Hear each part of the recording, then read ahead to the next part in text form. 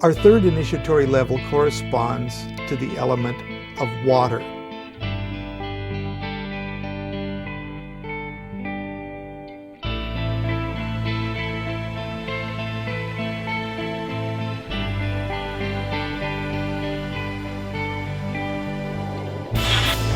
In the tarot, this is represented as the suit of cups, the heart of God. In the human condition, it's our emotions. But more than our emotions, it's the key that integrates the two levels beneath it. That's certainly true in the Kabbalah. It brings Bria above Yetzirah because mind is viewed as kind of relatively primitive compared to emotion. The emotional body is closer to God, closer to reality, the feeling it, than the evolutionarily later experience of now formulating it through idea and thought. That's a more recent development, and it never can be as pure as the ability to flow in a kind of a feeling sense, a sentience with it.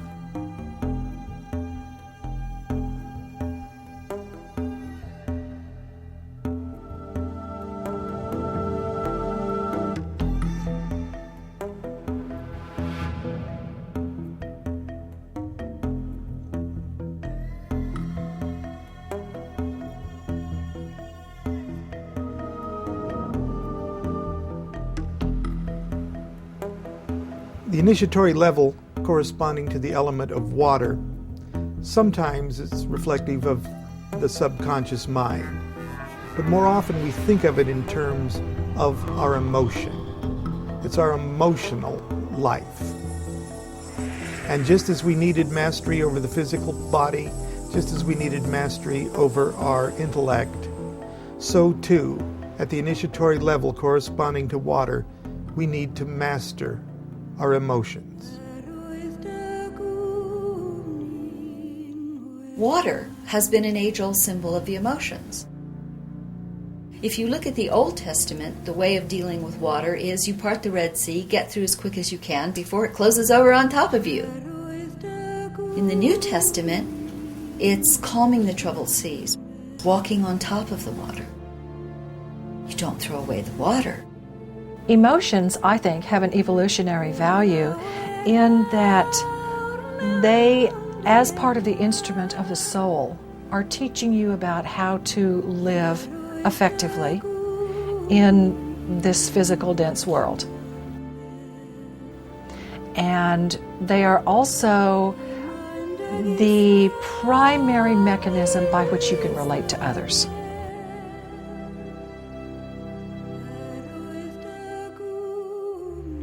And so the training of the emotions, which is where most people live, is a vital part of that building a stable base, a personality through which the soul can work. The emotions have a vital part to play in creativity, in bringing things from the abstract into objectification. But the emotions can't rule. The emotions can't choose everything all the time. As I would learn, the emotional body is an essential component in the great work. When purified and brought into service of the highest self, the emotions are a trusted carriage. But when emotions rule, trouble soon follows. John West brought up a related idea. a Gurdjieffian teaching tale that very succinctly illustrated the importance of freedom through emotional autonomy. Again, back to teaching tales. This is one actually derived from Gurdjieff, but it's a handy line, which is whoever and whatever presses your buttons is your master. And if you decide you don't want to be a slave all your life, then the objective is to not get your buttons pushed. And if you can get to the point where at least they're not pushed as hard, already that's something. And it changes, it's a little thing, but it changes everything. Another great Gurdjieffian thought tool is getting into the habit of thinking of our vibrational output, our thoughts and feelings, as real, tangible things of a subtle nature, not directly observable, but like gravity, radiation, magnetism. Its effect can be readily observed.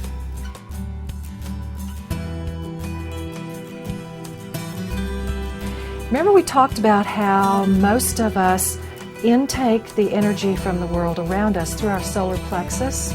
Well, there's no filter on the solar plexus. You know, they talk about an epidemic and publish articles about it, and everybody goes through a kind of fear warp. You take in this energy. You take in everything. You know, the experience of seeing a movie in a theater is always funnier or scarier because you're in a group emotional field. And when you watch it on TV at home by yourself, it's not quite the same experience. So you get other people's energy, you get other people's feelings about you, and you will be affected by them because that's where you're taking in the energy with no thought, no filtering. This is the dynamic that drives the mob kind of mentality in a negative way. One of the reasons it's so difficult to work with our emotional body is because it's not just ours alone. Our physical bodies, generally speaking, we don't share. Unless you've got, you know, maybe organ transplants or you're possessed. But pretty much, you know, it's you, it's yours, you know the boundaries of it. But it is said, and I think it's fairly obvious too, that we all share an emotional field. We, some say, swim in the same emotional soup. And that's how people can have relationships. That's how crowds in a theater will get together with their feelings and enhance the experience of being in a theater, or at a sports event. Or that's how jingoism works to, you know, get people all fired up to go do something militaristic. So the emotion is this field that we all live in, that we can't see with our physical eyes. We have this big astral body, and it's often called a morphogenic field, is one of the names for it. Sanskrit word would be deva. You're talking about a unit of things, an entity of something, within which there are many parts. But it's this ocean of currents of our own making, but also we're picking up on the emotions and the vibes of place, what's been laid down in that place before. You know, you can walk into a home and know whether people have been happy there or bad things have happened there. You know, you walk into the parks of some of the concentration camps and they're very pretty and they're very beautiful as a memorial, but they still feel bad. You go to the Tower of London, it still feels creepy, you know? It's because of the overlay of emotion on emotion on emotion over centuries. And so that's part of this emotional world. What's moving through the collective, like fear warps because of earthquakes. There's an earthquake that happens in Thailand and Southern California gets antsy because we're reacting to that emotional form that's circulating. But the point of it is, it doesn't just belong to you. So you're swimming in this astral soup, you're operating in this morphogenic field, and you are affected by everything else that's going on out there. And a lot of the wisdom teachers will talk about this and how important it is to begin to be able to distinguish what's going on in the environment around you from what actually belongs to you. The nice thing about building an Ajna center then is you take in the energy around you through your Ajna center. And you can actually feel that shift. It's amazing. It's a subtle but noticeable shift. So once you start processing, taking in energy and the input from the world at your Ajna center, it goes through your frontal lobes. And you can analyze it and you can say, I feel a disturbance in the force. Is it mine? And you can say, no, I don't think nothing's bothering me to speak of. It must not be my problem. Therefore, I will not get upset by it. But it gives you a tool with which to deal more calmly and more logically with the world around you.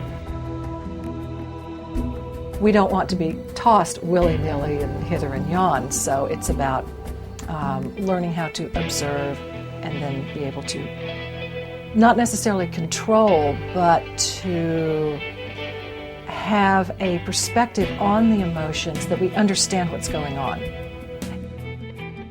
Part of the initiatory process is learning to listen and gain more and more information on each of the registers of existence, and perhaps even more importantly, distinguish between them. The minute you start talking about controlling the emotions, people think suppression. We know suppression doesn't work. It makes you sick. You suppress your emotions, it's going to work out in some way.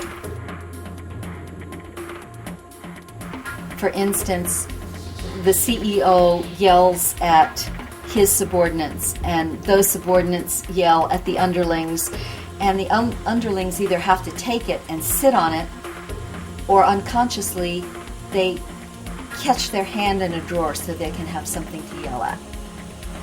Or they go home and yell at their dog. If you don't release it, you internalize it, and it's going to work out as some disease. People, in my parents' generation that lived through World War II, that was an age when men didn't cry. You didn't talk about how terrible the war was, and you didn't drug yourself into forgetting how terrible it was. You just sucked it up. And a lot of people that have the pattern of suppressing their emotions develop stomach cancers, pancreatic problems, intestinal disorders. That's all that area of the emotions in the body. It's really interesting when you begin to look at that. The West is handicapped right out of the gate because we've grown up with the Ten Commandments. And the Ten Commandments is the only spiritual code for the masses that's written in the negative. Thou shalt not. And so people think, well, if I don't lie, and I don't cheat, and I don't commit adultery, and I don't kill anybody, if I don't do all the don'ts, I'll be a spiritual person. Well, mostly that just means they've suppressed everything. But it doesn't mean that you're now a spiritual person. It's not stopping the bad. It's building the good. It's changing it. You don't stop or suppress a negative emotion and pretend it's not there. It doesn't work and it's ineffective anyway. You have to transform it. You have to change it into something positive. In the alchemical allegory, emotions are a necessary ingredient which makes possible the synthesis of all the elements into the Philosopher's Stone. This is the real meaning about the story of turning the other cheek. If you look at that as a dynamic, when someone hits you, you have three choices. You can hit back. It's quick, effective, finishes off the karma. Nobody learns anything, and it perpetuates the pattern. There's that wonderful Irish folk song about the conflict in Northern Ireland, where an eye for an eye for an eye for an eye until everyone is blind. A lot of humanity is still living on that eye for an eye, tooth for a tooth concept. It just perpetuates the cycle. We could spend ages going through this karmic tennis match.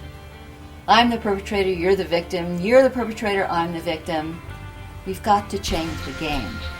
We've got to make it so nobody has to play that game ever again. We can get a new game for everybody. The suppression of the emotions doesn't work. There have to be techniques that allow you to take that emotional energy and turn it into something positive, and so that it becomes a positive expression.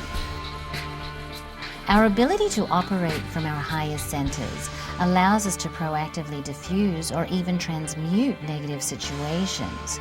This is an example of not identifying. We are not our emotions. We are having, creating, and watching our emotions. Again, going back to the turn the other cheek. Instead of hitting back, your second option is to stand there and do nothing. Well, that doesn't really teach anybody anything either. It stops the pattern from continuing through you, but that person's going to go out and hit somebody else. And it makes you a doormat. And the spiritual person is never a doormat. You see the stereotypes of these sweet, gentle people. But standing for the truth has never been easy. It's never been popular. And this common phrase of going with the flow, one of my students years ago said, only dead fish go with the flow. The spiritual seeker must be that Celtic trout of wisdom that swims upstream against the status quo and forge a new way. What we're after is to be rising vertically up the centers, up the path of initiation. Not to totally leave everything behind, but to be able to access it consciously and at our bidding. And so you have in the mystery traditions the training of the emotions, the training of the mind, the integrating of all these parts of the personality. That is then an instrument through which the soul can really work. That is then the marriage partner in an alchemical sense. The bride becomes your workmate, not your enemy.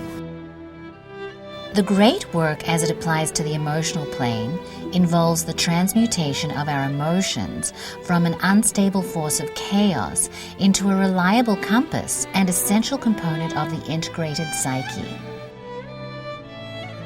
So the nice thing about building an Ajna center is, remember, it is the collection, the balancing and integration of all the other centers, which means you don't have to stay up there. Sometimes it's appropriate to go to one of the other centers. And that's the neat part about it, is that you now have access to all of those other aspects. So when it's time to run from the lion chasing you, you don't sit in your ajna and go, lion. You drop to your root center, your adrenaline kicks in, and you're out of there. Or when it's time for romance, you don't stay in the ajna center, you go to the romance centers. Or whatever the case might be. But the point of it is, you don't just live in the lower centers. You have your predominant dwelling in the Ajna center, and then you have access at any time, in any place, in any way, to the other centers. The second to the highest Kabbalistic world in the Yod-He, Vav-He initiatory formula is that first He. Now, in the human condition, the Kabbalists call it the soul intuition. It's a level of consciousness that is not limited by time and space. In the tarot, this is represented by the suit of cups. It's literally the heart of God. The heart is viewed as the most intelligent organ. The compassion, it's the mind, it's the heart-mind. As the Buddhists talk about the mind as being in the heart. The seat of consciousness is here in Buddhism, the heart-mind. very interesting, a very interesting concept. The heart is the seat of conscience. And recently, only in the last couple of weeks, I think, or months, I've been reading medical reports that say that the heart is not, after all, as we're taught in our Church of Progress, simply a pump to push the blood through our bodies, but that it in fact does, in some way or another, reflect or contain those characteristics that have come down to us from antiquity and which are part of common language. You don't get the woman you love, your heart broken, or your heart sick, or your heart throb, etc., etc., etc. The heart really does play that role, and in the court of Osiris, the heart will betray you if you've been lying to yourself and to the world. In Tibetan Buddhism, it's the principle called bodhicitta. It's the integration of wisdom and compassion, which is the highest expression of Buddha or enlightenment. Because, I think in this conversation, it's because a recognition that the heart is such an advanced stage of consciousness, and what the real heart is the experience of love for all beings.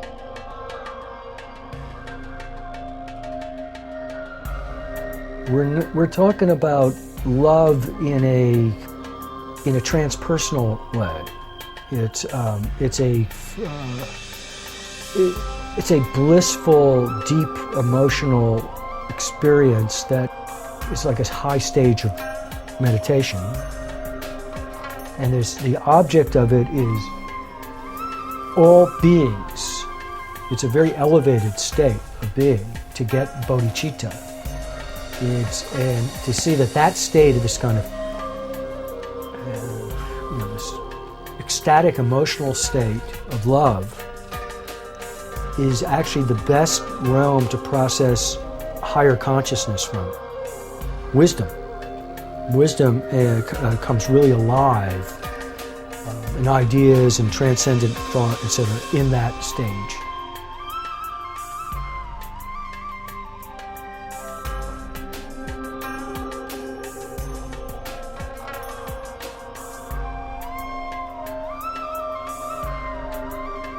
At the highest spectrum of the emotional realm is the mysterious phenomenon of intuition. Naturally, one aspect of water is that of our subconscious mind.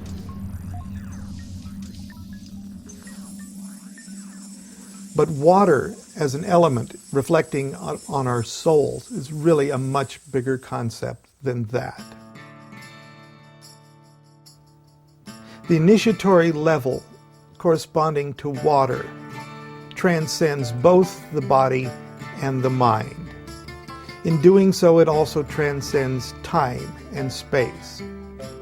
From the point of view of our identity as water, our bodies and minds are just small terminals reflective of the great reality that is our water consciousness. Georgia, as usual, took me through a literal quantum leap in my understanding of this lofty dynamic by clarifying the stages one can pass through to perfect this divine aspect of ourselves. A lot of what people call intuition is really instinct. Instinct is a function of the emotional nature, which is associated with water. So it's associated with not only animal instincts, but it's associated with dreams, with that sort of otherworldliness, the visionary mystic. But you progress from that kind of intuition to intellect, which is the training of the concrete mind, but you don't stay there. You go beyond the concrete mind to true intuition, which is a function of the soul. So it's instinct to intellect and then to intuition, which is not a function of the personality and its sensory and parasensory systems. It's a function of the all-knowingness of the soul, the omnipotence of the soul.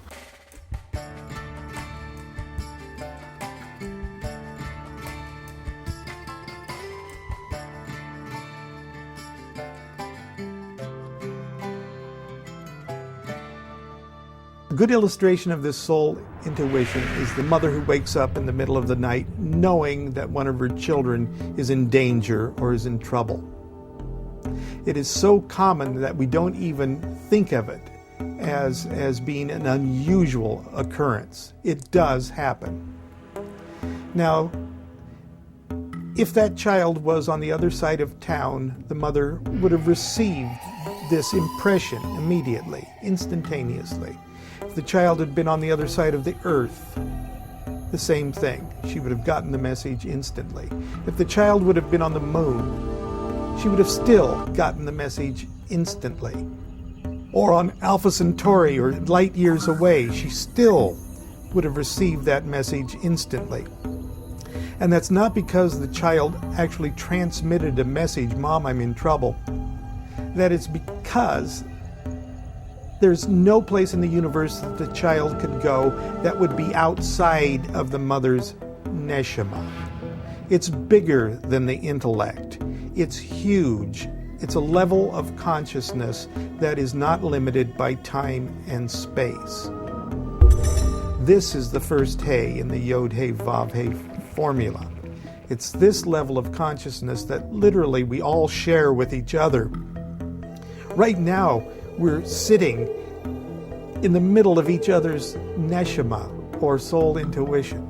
Because you know how often we all get upset when our friends are upset, or sometimes you'll feel kind of weird and then you'll find out that something happened to a friend of yours or someone in the family and you were affected by it. Everybody has the intuitive function, and it's of all the functions, it's the one that's the most obvious, like your nose in front of your face that you can't see or that you miss. But of all the functions, intuition is the now.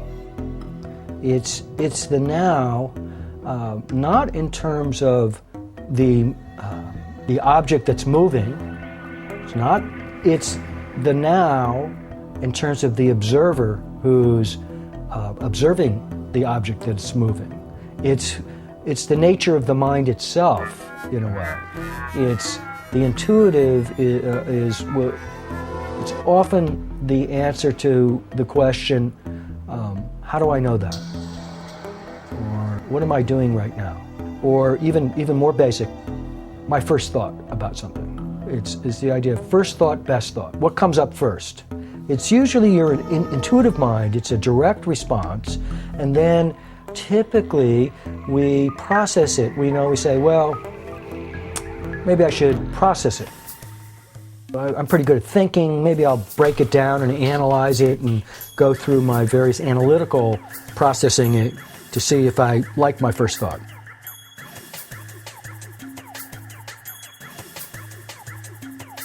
I gotta watch it, or I gotta test it. Science is great in terms of the physical sensation, and it's gotten so clever at setting up these little experiments where what they do is science tries to turn things as much as possible into physical things. Because physical things do the best in laboratory experiments. We can measure physical things. Feeling things, it's a little bit nebulous, right? Intuition, forget it. It's invisible.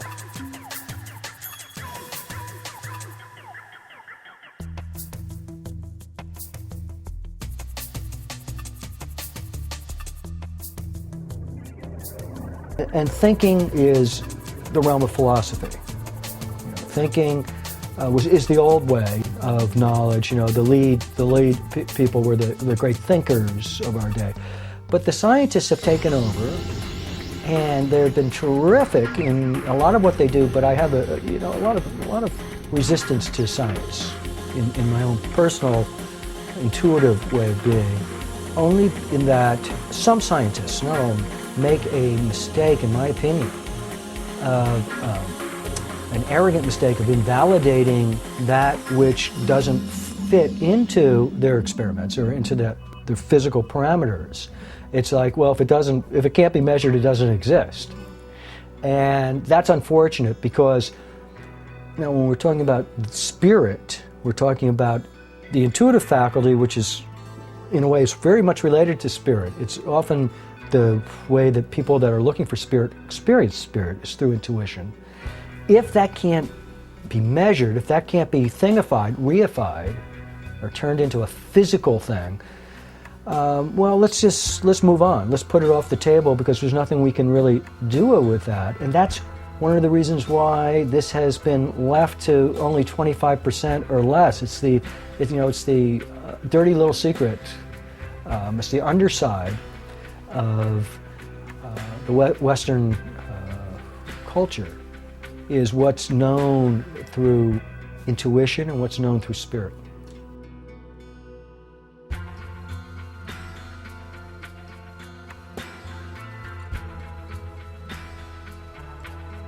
In humanity's earlier life experience, humanity was much more in tune with the forces of nature than we are today. Humanity was naturally psychic. And so when we look at these wonderful ancient ruins that are so perfectly aligned with the stars and the planets, we think, wow, there was ancient knowledge. That may be true. However, it may be something else entirely. People built perfectly because it felt right, according to their instinct. The same way that cattle will walk all day and then choose a place to stop for the night, and that's where the Romans would build their cities, because it would be a good place. So humanity had this innate ability to tune into the forces of nature, to build properly, to sense their larger environment. Well, as we began to build the intellect, we had to move away from that. It's sort of like we had to move away from the womb of nature to establish our own self-identity. But then we will return to that at a higher turn of the spiral. And deep within every human being, there is both a sort of head and heart receptor that must be used together, because the head without the heart produces the manipulative dictator and scientist, but the heart without the head produces the stupid priest, and neither one serves God very well. So you have to have them combined. And when people have that sense of something ringing true, maybe they've never actually heard it before, but they hear it for the first time and it resonates with them at some level, what's responding is that intuitional head and heart mechanism. And in the future, people will learn to pay more attention to that. Intuition is a word that means different things to different people. But if it is intuition, I would say it's more likely to be conscience. But whatever you call it, conscience or intuition, if that inner voice is telling you one thing, but instead you're doing what a lot of people around you are telling you should do, then you're not listening to your intuition or your conscience, whatever word you want to apply to it, and you should be.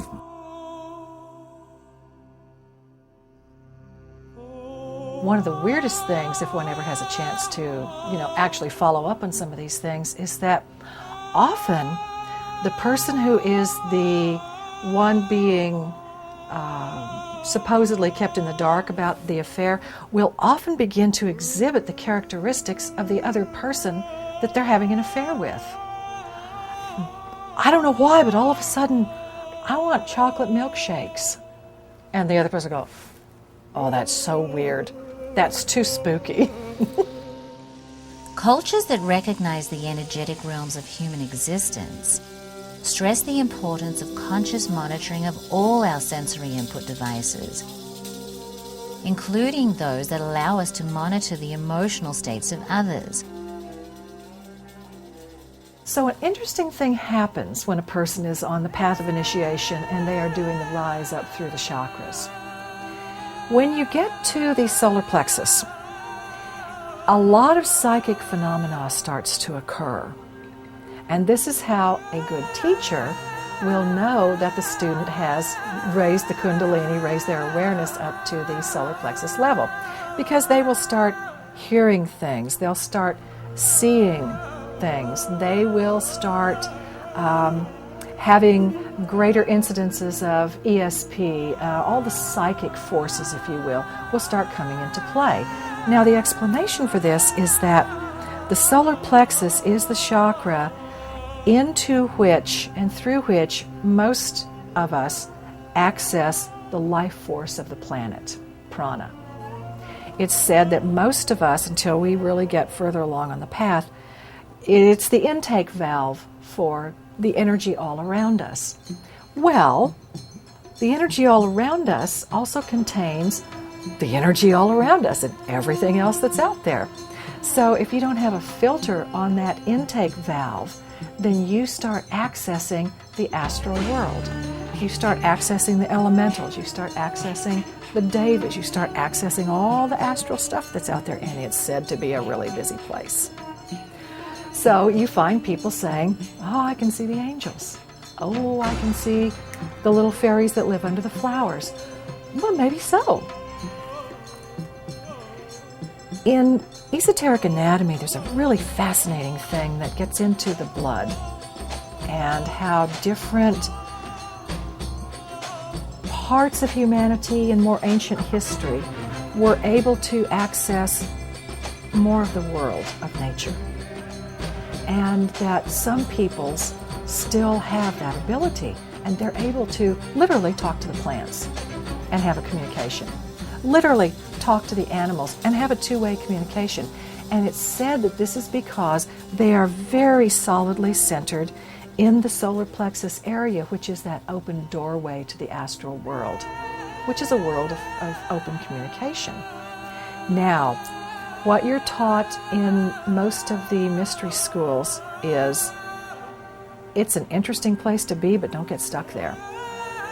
And too many people do, either because it's fascinating or because it's frightening. They will get stuck there, or sometimes they'll even just back away completely from the spiritual path. And that's one of the reasons why it's really advisable to do this sort of work with a teacher who knows what they're talking about, which is why people are advised, don't try this at home alone, right? Because it can get pretty wanky. Now, some might say, no such thing as, demons and fairies and all these spirits. Maybe not, but that's the experience that people have when they are in that particular energy arena.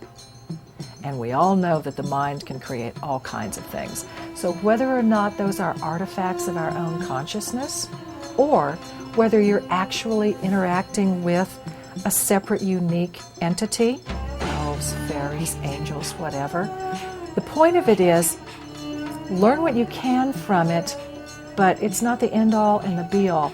There's more further up the way. Because in fact, we have lots of inner voices, and in fact, if we're going to undertake anything difficult, the discipline, there will be an inner voice that says, the hell with this is a lot of work, let's go out and have a beer.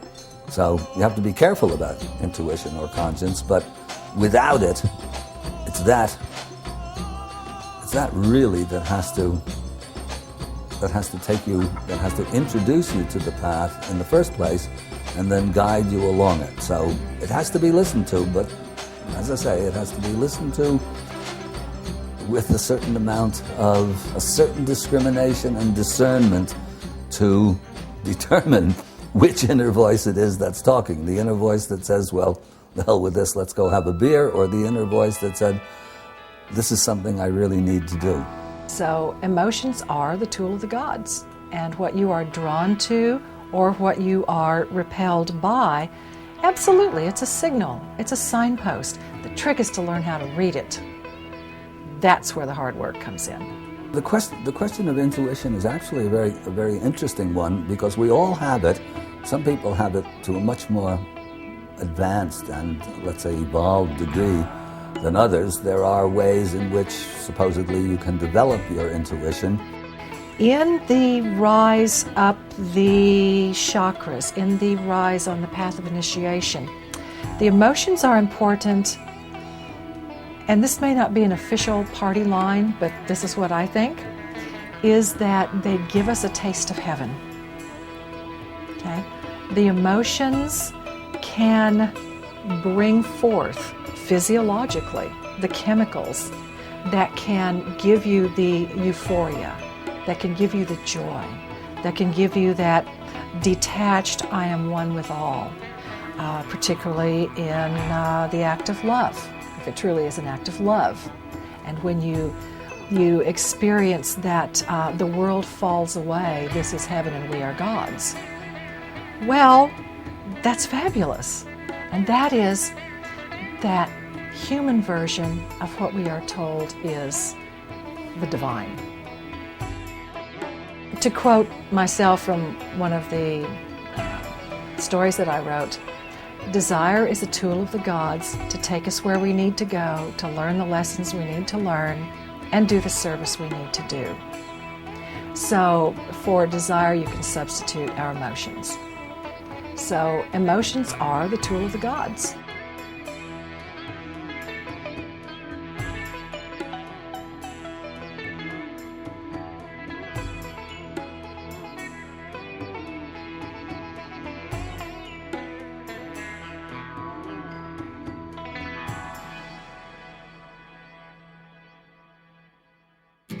Does love belong in this particular step of the path? Absolutely it does.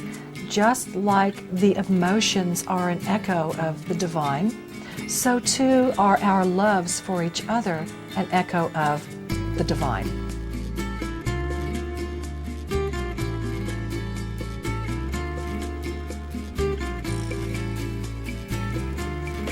Because a lot of the work on the path is to get to a point of detachment, a lot of times people can mistake that and think they have to cut off all their relationships. And some of the less clean teachers and organizations will do that, and they will order you to separate from your family or to break off from all those that you love. Oh, and give us your money too. Any system that tells you you have to give up your will to a guru or anybody else, a red flag should go up. Your will needs to be trained, it needs to be developed, and foremost, it needs to be aligned with higher will. Just because you can do something doesn't mean you should do something. But I think the thing to remember is that the relationships that we have horizontally, ideally, will teach us about the relationship that we want to have vertically. So, the control and training of the personality is part of the early stages of the mysteries. We don't throw away anything.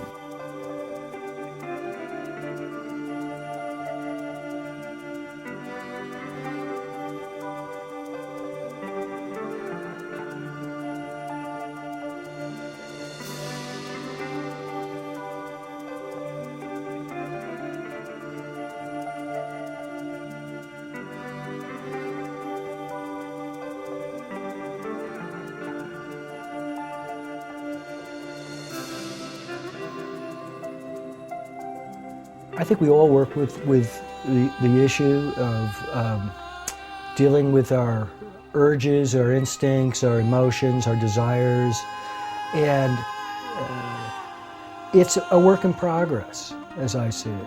How we treat ourselves in this process is more important than our results. The most important thing is treating ourselves as we would want to treat others. It's kind of the reverse of the golden rule. And I think that it's often easier to be kind to others than to be kind to ourselves in this way. It's often easier to be kind to, particularly, say, a child or a pet or a stranger. And that when we get into our kind of psychology, when certain types of buttons are pushed in the relational world, and that sets us off. And that we listen to different kinds of voices in our heads. Okay. So I think it's more the spirit of wholeness than perfection, and being kind to ourselves on the journey to wholeness that is really my answer. The people that are seeking perfection, are the people that do weight training for 6 hours a day and are on these very stoic, strict diet.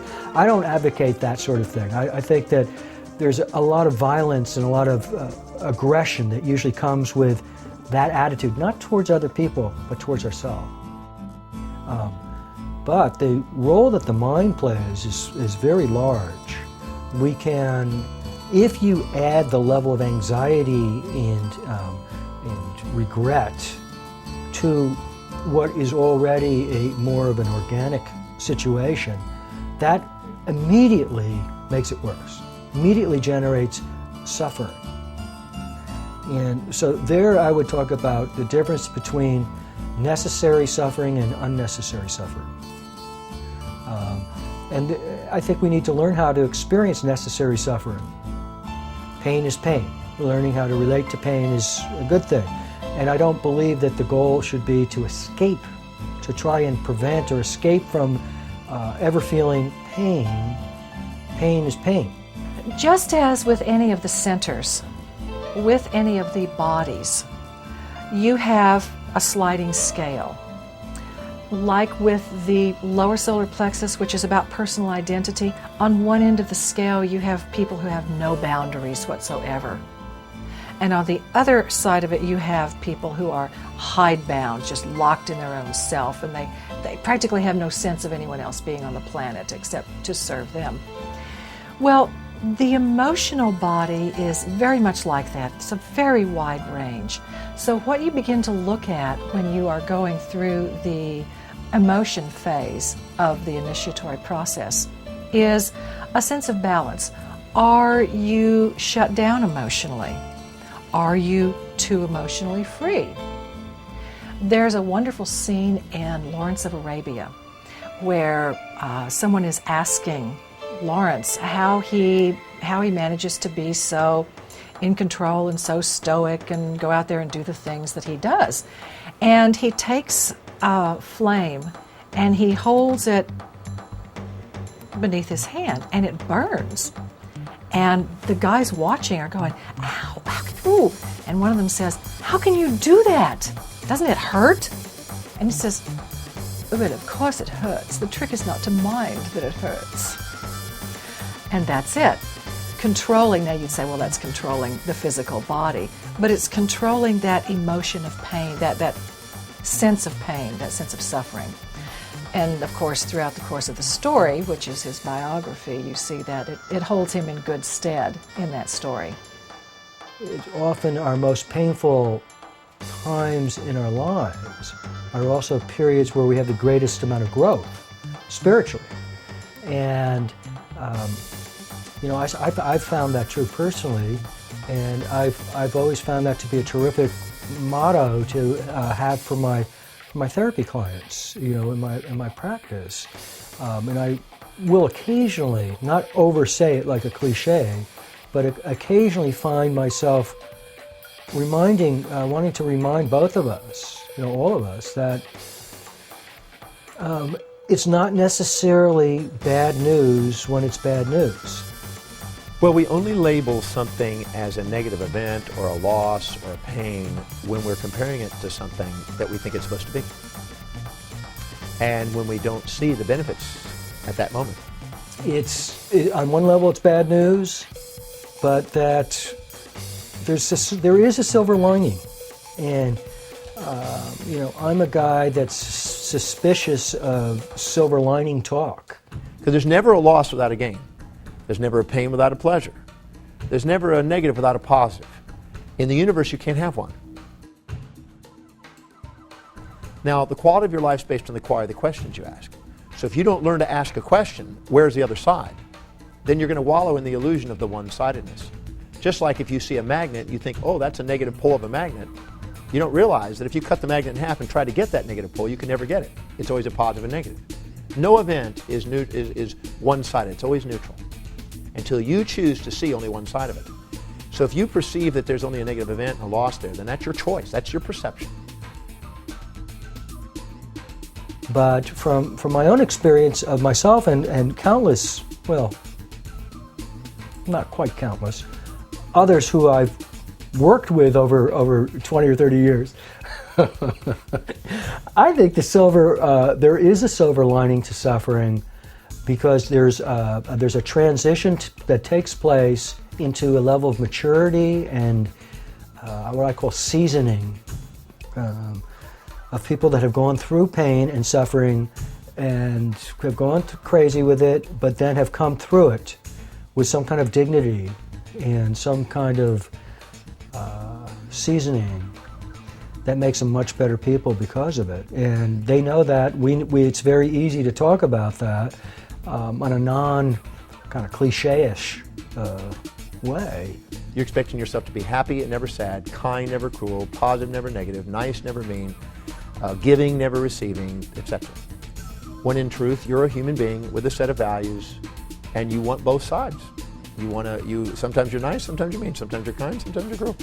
And you got to embrace both sides of your life and set objectives accordingly. Can you see that it is never what happens to you on the outside, it's how you master your perceptions from the inside?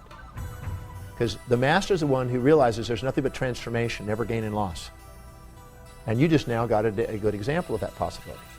So if you ever have a situation you think there's a loss, you look at where you gain. You think you have a negative, you look for the positive. You think you have some sort of pain, you look for the pleasure. Because as Anaxagoras said 2,500 years ago, pain and pleasure are simply lopsided perceptions. So when somebody feels that they're having a major setback, the truth is they're not. They just think they are, because they haven't learned how to master their perceptions. We should also point out here the difference between pain and suffering.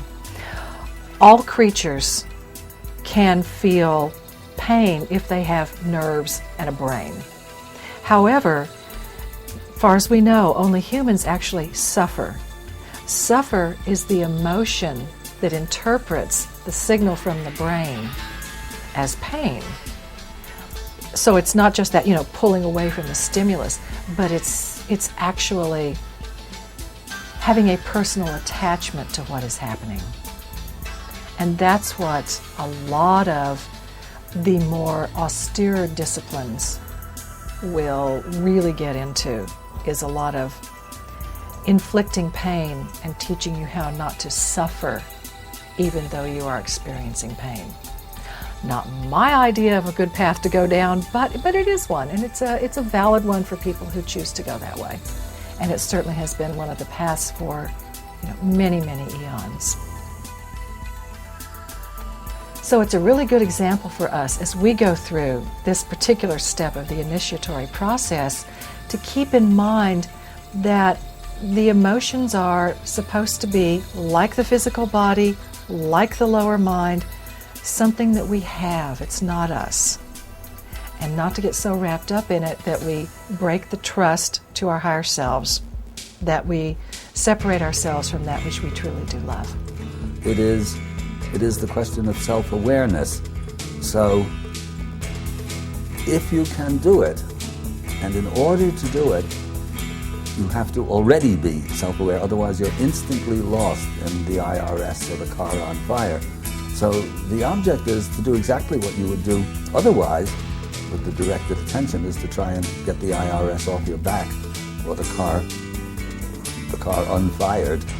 But it's done from a different inner standpoint, as it were. And even if you fail, which you do most of the time, the onus is on you. You take responsibility for your own emotions. This is a very, very difficult thing to do. And most of us fail right through life. But it has a different taste to it. In other words, it's not the fault of the IRS that you have got yourself in a tizzy, or the fault of the car because you're absolutely in a state to try and get to quench the fire. So the whole thing takes on a different, let's say it has a different taste. And over enough time, if the work is done with some semblance of honesty and consistency, then it starts to show results I mean, the IRS will still call, but your reaction to it will be very different. Like the previous registers, part of assuming the reins of emotional autonomy is recognizing and taking responsibility for our emotional output. And so control over the emotions means that you are responsible for what you are making. You know, Humanity en Masse is getting that, we've got to be physically responsible. Because in the old days, when you polluted your land, you just made war and took over somebody else's. Or you explored new territory. Or you went from castle to castle and had your servants clean out the dung in the one that you left. But now we live in a world where what we put in the oceans affects all of us. What we put in the air affects all of us. And so we have to be physically responsible. We're not quite there yet, but we are really getting it as a globe that, we're not going to have a planet if we don't do something fairly quickly. We have yet to reach that point emotionally. Proactively maintaining a purposeful and intentional state allows one to operate more securely than passively allowing random emotions to be forced upon us. This leads to a recognition that maintaining a specific emotional state has subtle effects on the lower and higher centers, and correctly applied can hold the key to accessing truly magical states of higher awareness and experience.